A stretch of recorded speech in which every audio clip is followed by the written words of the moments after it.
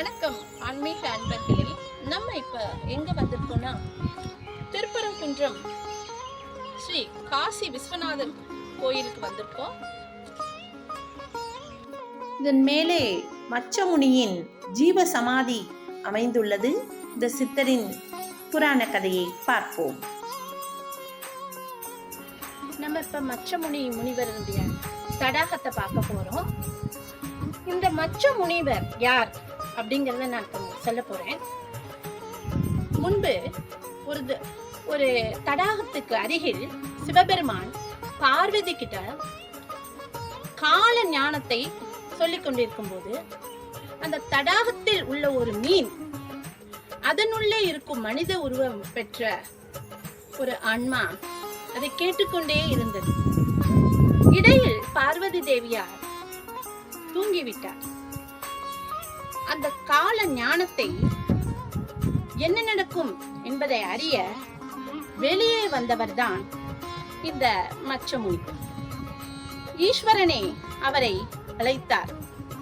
மகேந்திரநாதா, வெளியே வா என்று கூறினார். அவர்தான் பின்பு மச்சமுனியாக இருக்கிறார். இப்போதும் நம்மோடு வாழ்ந்து கொண்டிருக்கிறார்.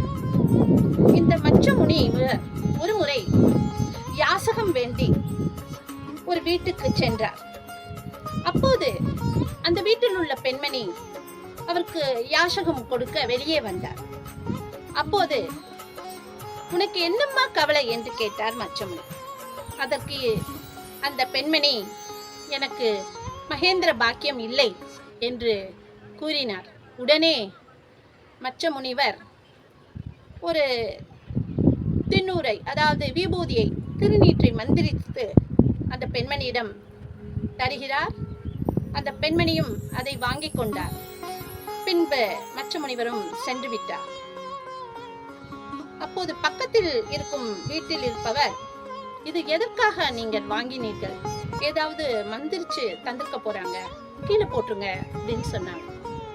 உடனே அந்த பெண்மணியும் அதை போய் அடுப்பில் போட்டுவிட்டார். பின்பு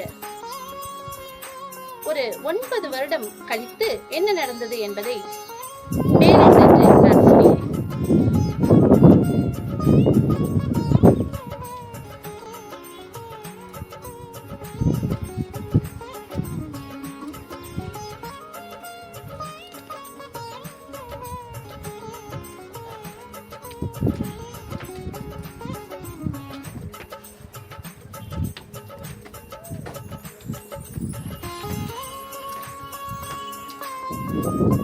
அப்போது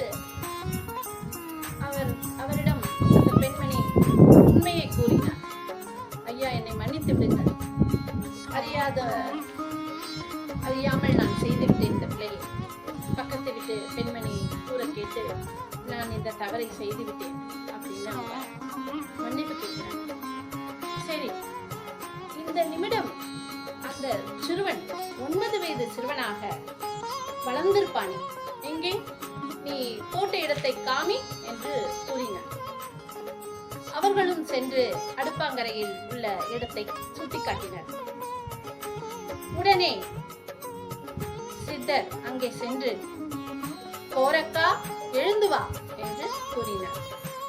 அந்த சாம்பலில் இருந்து விலகி ஒரு அழகான ஆண்மகன், 9 வயது உடைய சிறுவன், பாலகன் ரம்யமாக அந்த அடுப்பம் சாம்பலில் இருந்து எழுந்து வந்தார். ஆகையால் இத்திருக்கோயிலுக்கு, இந்த தலத்திற்கு வந்தோமானால், குழந்தை வரம் கேட்டு, மகேந்திர வரம் கேட்டு வந்தோமானால் கண்டிப்பாக அவர்களுக்கு மச்சமுனிவர் குழந்தை வரத்தை கொடுப்பார் என்பதை நான் கூறிக்கொள்கிறேன். வாருங்கள், மேலே போலாம்.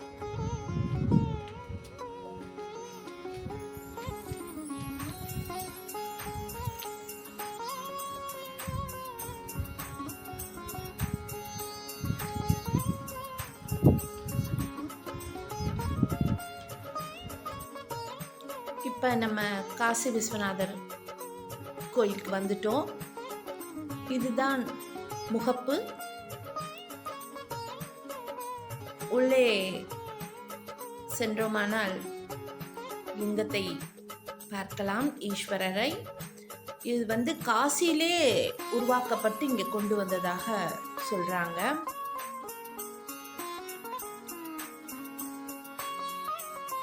இதுக்கப்புறம் நம்ம சுற்றி போனோம்னா இது பூரா தடாகம்தான். அங்கே பைரவர் லிங்கம் எல்லாமே இருக்கீங்க.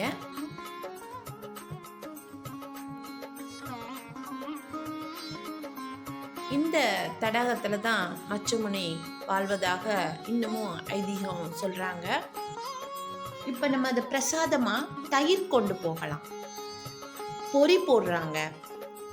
தயிர் கொண்டு போய் அந்த தயிரை வந்து அந்த தண்ணியில் விடும்போது அந்த முனிவர் மீனாக இருக்கும் முனிவர் வந்து அதை பருகிறாரு. இது எல்லாருக்கும் கிடைக்குமானா அது சந்தேகம்தான். இதுக்கு முன்பு நான் ஒரு தடவை வந்திருக்கேன். அப்போ அந்த முனிவரை சித்தரை பார்த்துருக்கேன்னா அந்த மீன் வந்து எப்படி இருக்கும்னா வெள்ளை வெள்ளைன்னு இருக்கும். ராமம் போட்டிருக்கும், நாமம் போட்டிருக்கும். வித்தியாசமாக இருக்கும். ரொம்ப பெருசாக இருக்கும். முகம் வந்து ஒரு மனித உருவம் மாதிரி இருக்கும். அந்த மாதிரி இருக்கும். ஆனால் இன்னைக்கு எங்கள் கண்ணுக்கு தட்டுப்படலை. நிறைய ஆட்கள்லாம் இருந்தனால சரியாக வரல. அங்கொன்று இங்குமாக மீன்கள் இருந்தது. அதை நாங்கள் பார்த்தோம். அதுவே அவராக நாங்கள் நினைச்சு வணங்கிக்கிட்டோம். சித்தரே எல்லாரையும் நல்ல வாழ வைங்க அப்படின்னு சொல்லி நாங்கள் வேண்டிக்கிறோம் எல்லாருக்காண்டியும்.